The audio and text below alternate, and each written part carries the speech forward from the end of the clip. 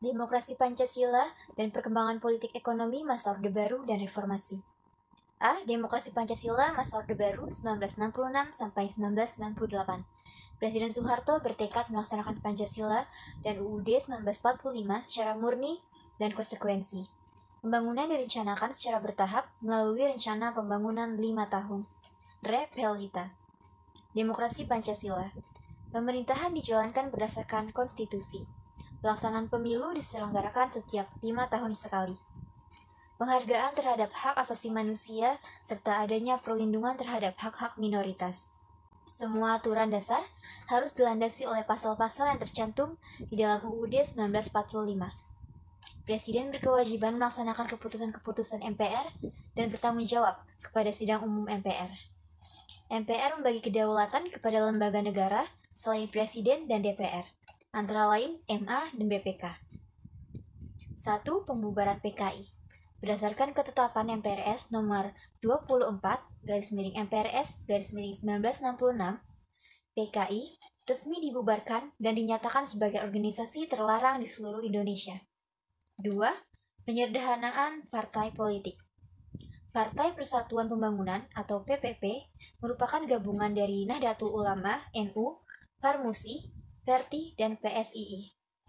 Partai Demokrasi Indonesia atau PDI merupakan gabungan dari Partai Nasional Indonesia, PNI, Partai Katolik, Partai Murba, IPKI, dan Parkindo. Golongan karya Golkar. 3. Pelaksanaan pemilu yang berkesinambungan. Masa Orde Baru berhasil melaksanakan pemilu secara berkesinambungan sebanyak 6 kali, yaitu pada tahun 1971, 1977, 1982, 1987, 1992, dan 1997. Asas Luber, yaitu akronim dari langsung, umum, bebas, dan rahasia. Golkar selalu memenangkan pemilu. 4. Peran ganda atau dwifungsi ABRI. ABRI secara organisasi berkuasa atas sipil dan juga menduduki jabatan-jabatan strategis di lingkungan pemerintahan seperti posisi menteri, gubernur, dan bupati. B. Demokrasi masa reformasi. Gerakan reformasi adalah sebuah gerakan yang menuntut perubahan mendasar untuk memperbaiki keadaan. Agenda reformasi. 1. Mengganti Presiden Soeharto sebagai Presiden Republik Indonesia. 2. Menghapus dwifungsi ABRI.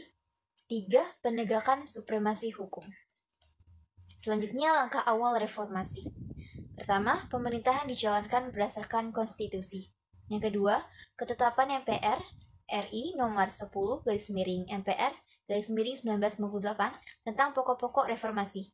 Yang ketiga, ketetapan MPR RI nomor 11/MPR/1998 tentang penyelenggaraan negara yang bebas dari korupsi, kolusi, dan nepotisme. Yang keempat, ketetapan MPR RI nomor 14 tentang pembatasan nama jabatan presiden.